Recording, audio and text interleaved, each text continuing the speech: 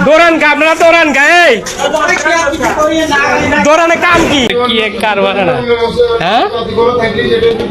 কিন্তু আমাদের এখানে যারা ব্যবসায়ী আছে আমরা খবর পাইছি এখানে আমাদের মুসলমান যারা আছে তারাও বিভিন্ন ভাবে এখানে তারা বিনা খায় এই জন্য যদি আগামীকালকে থেকে যদি